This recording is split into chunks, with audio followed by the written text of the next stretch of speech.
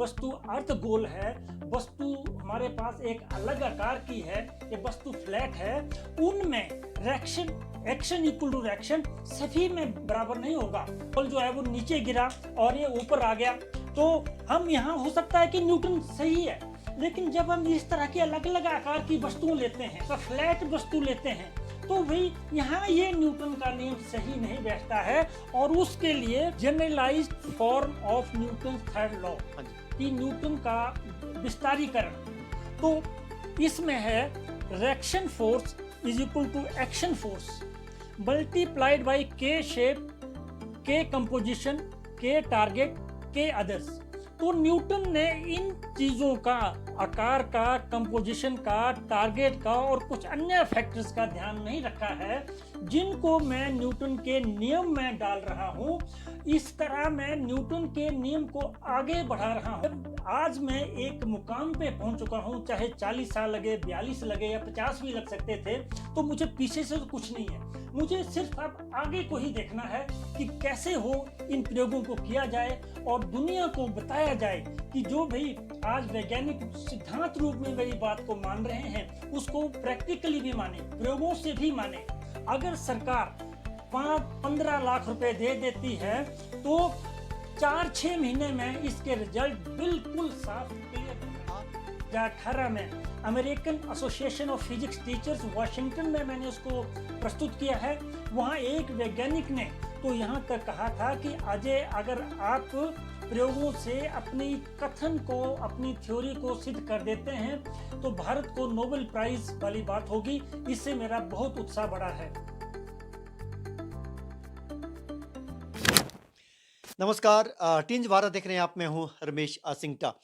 दुनिया के नामी वैज्ञानिक हुए हैं आइजैक न्यूटन। उनकी थ्योरी को, उनके सिद्धांत को चुनौती भारतीय वैज्ञानिक ने दी है। अजय शर्मा साहब है, मूलतः ये हमीरपुर के रहने वाले हैं।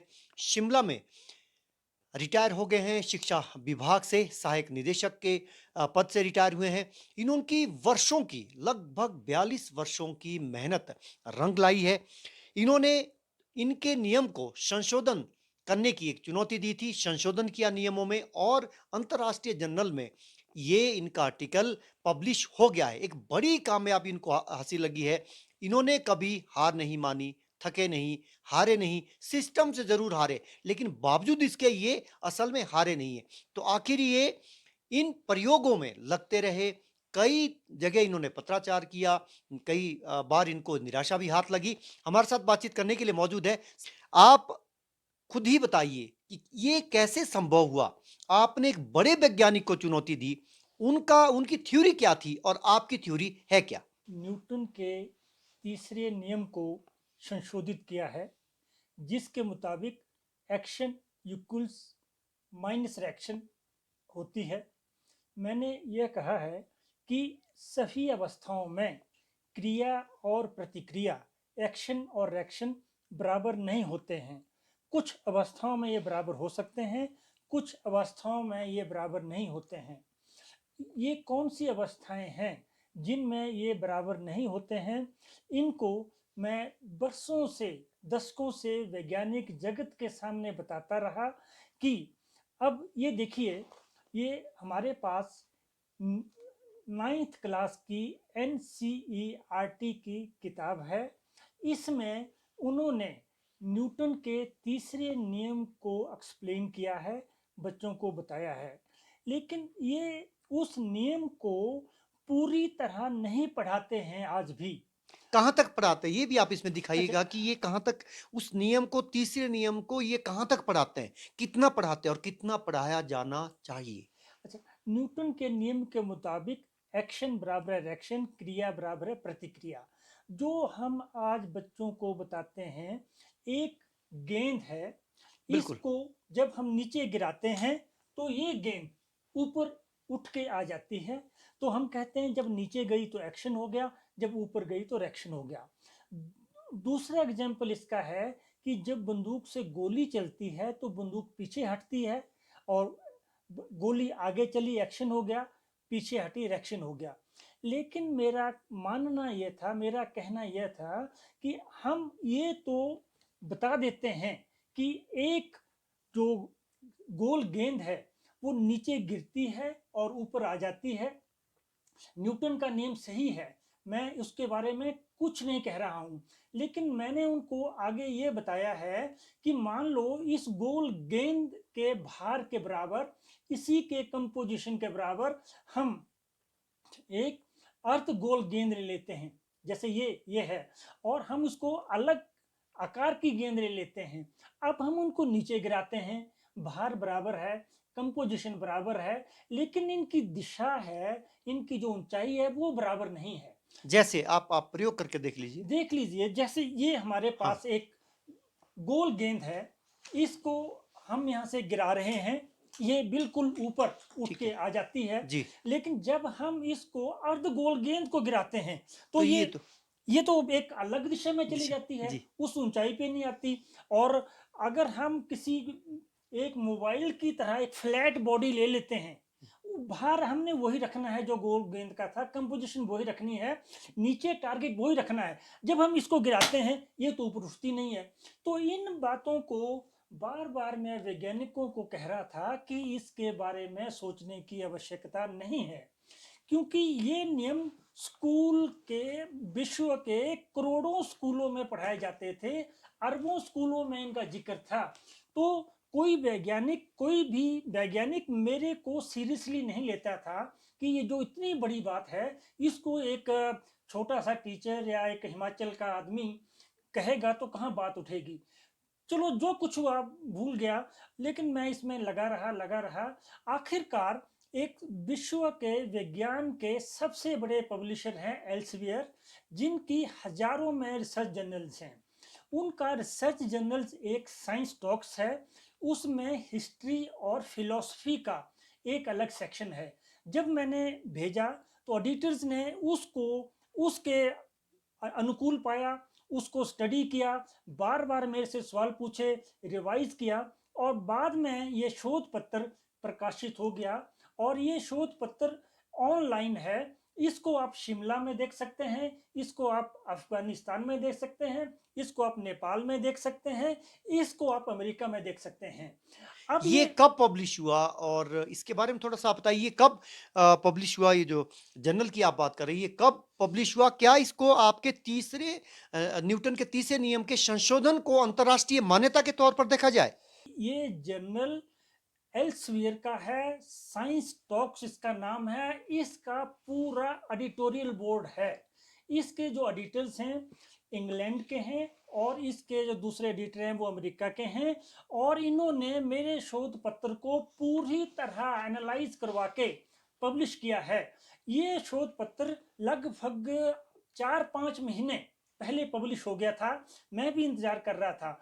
अगर किसी वैज्ञानिक को, किसी भी मुल्क का क्यों नहीं है, अगर उसको ये लगता है कि जी न्यूटन सही है और जो अजय ने कहा था वो गलत है, और जो एडिटर्स ने किया वो भी गलत है, तो वो पूरी तरह स्वतंत्र हैं कि उसको, उस एडिटर्स को लिखें या अन्य जर्नल्स को लिखें कि ये बात होनी चाहिए थी और अजय गलत है, मान लो। लेकिन आज तक किसी भी वैज्ञानिक ने, चाहे वो भारत का है, चाहे वो जाम्बिया का है, चाहे वो इंग्लैंड का है, चाहे वो अमेरिका का है, किसी ने मेरी बात को गलत करने के लिए एक खत भी उनको नहीं लिखा है। और अंतर्राष्ट्रीय जर्नल में प्रकाशित होने का मतलब ही ये होता है। दूसरी बात, जब आपने पूछा कि हम इसको अंतिम माना जाए, बिल्कुल थियोरेटिकली इसको अंतिम रूप माना जाए, क्योंकि इससे पहले, अभी कुछ महीने पहले, मैंने इसको Indian association of physics teachers में भी प्रकाशित किया है, वहां भी प्रेजेंट किया है। उससे पहले 2018 में American association of physics teachers Washington में मैंने उसको प्रस्तुत किया है। वहां एक वैज्ञानिक ने तो यहां तक कहा था कि अजय, अगर आप प्रयोगों से अपनी कथन को, अपनी थ्योरी को सिद्ध कर देते हैं तो भारत को नोबेल प्राइज वाली बात होगी। इससे मेरा बहुत उत्साह बढ़ा है।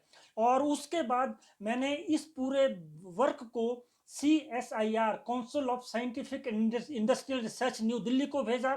उन्होंने भी उसको पूरी तरह एनालाइज किया। उन्होंने भी ये कहा वाकई जो आप कह रहे हैं उसमें नवीनता है और इन्हें आप प्रयोगों द्वारा सिद्ध करिए। उनसे तीसरा संशोधन आप उसको अंतर्राष्ट्रीय मान्यता मिली है। क्या उससे आगे का इसमें साधारण शब्दों में आप हमारे दर्शकों को समझा पाए, आपने नई चीज़ इसमें क्या बताई है जो न्यूटन ने नहीं बताई?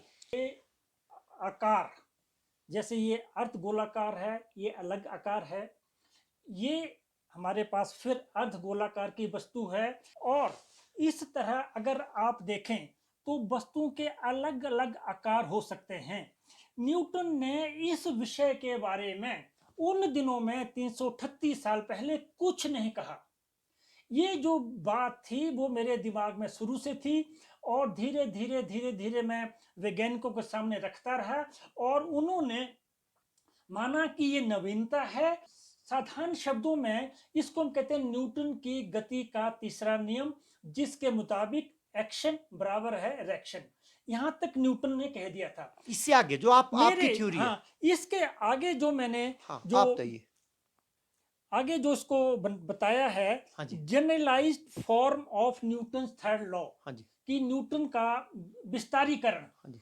तो इसमें है reaction force is equal to action force multiplied by K shape, K composition, K target, K others. तो न्यूटन ने इन चीजों का, आकार का, कंपोजिशन का, टारगेट का और कुछ अन्य फैक्टर्स का ध्यान नहीं रखा है, जिनको मैं न्यूटन के नियम में डाल रहा हूं। इस तरह मैं न्यूटन के नियम को आगे बढ़ा रहा हूं। आप उनको विस्तार दे रहे हैं, उस न्यूटन के नियम को आप विस्तार दे रहे हैं। सही बात, बिल्कुल वही बात है कि न्यूटन के नियम का विस्तारीकरण किया जा रहा है। जो मूल नियम है वो वैसा ही है, एक्शन बराबर है रिएक्शन, लेकिन कुछ अवस्थाओं में ये बात सही नहीं है, तो इनका आगे विस्तारीकरण किया गया है। जैसे हम गोल वस्तु लेते हैं, हम कहते हैं कि ये बॉल जो है वो नीचे गिरा और ये ऊपर आ गया, तो हम यहाँ हो सकता है कि न्यूटन सही है।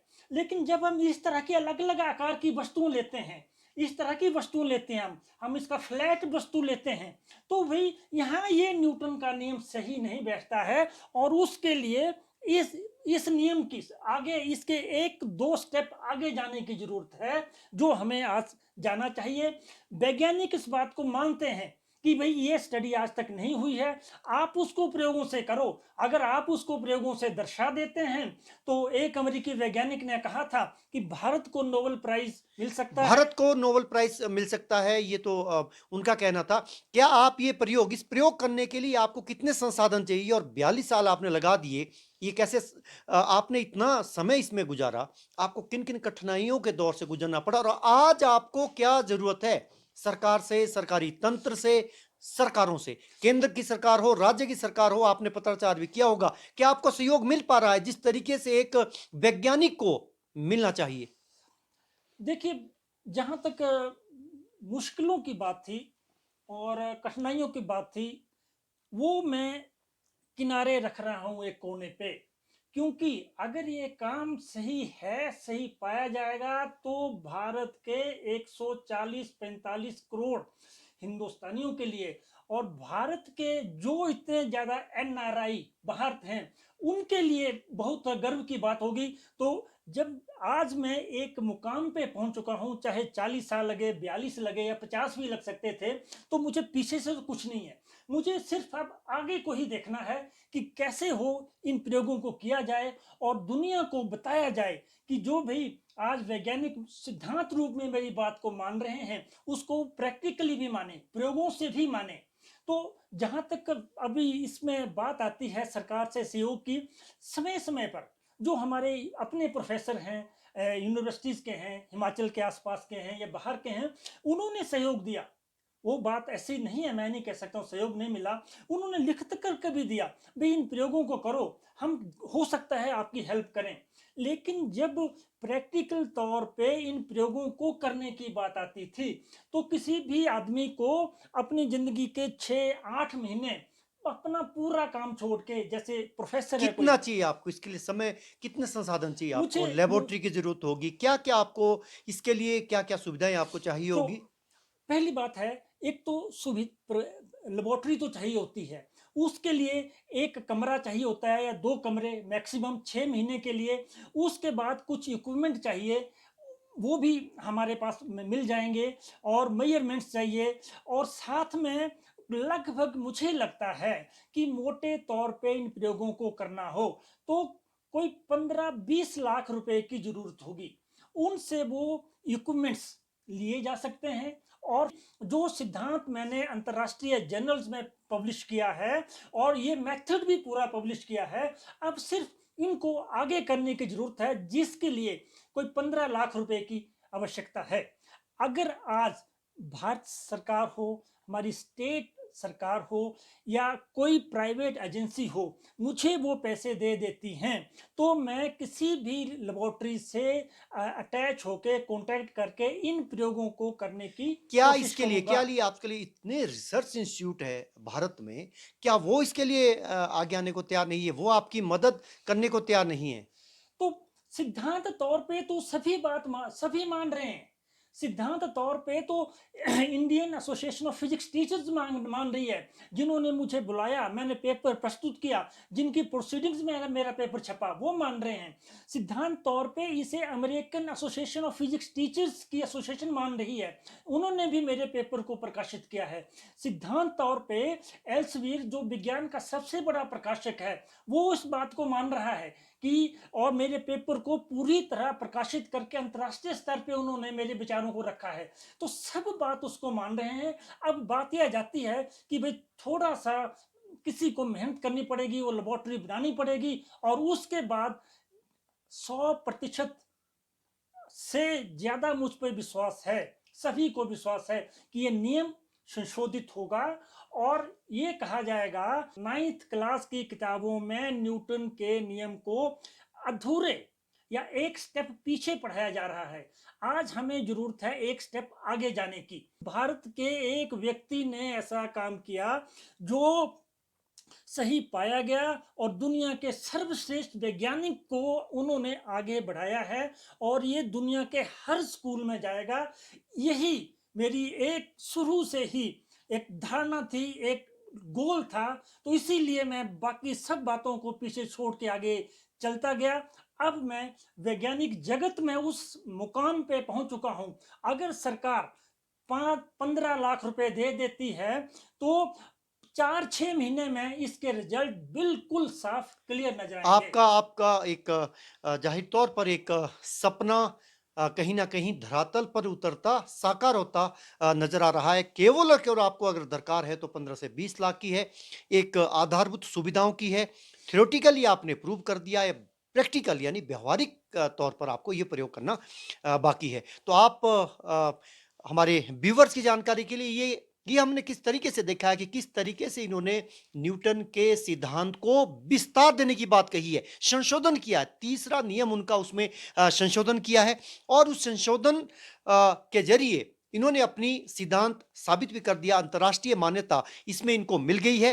अब आगे क्या होता है, क्योंकि इनका सिद्धांत हो गया प्रैक्टिकल, उसको क्रियारूप कैसे देते हैं, क्रियान्वित वो कैसे करते हैं, व्यवहारिकता में कैसे ढालते हैं, ये देखना बाकी होगा। टीज भारत देख रहे हैं आप। नमस्कार।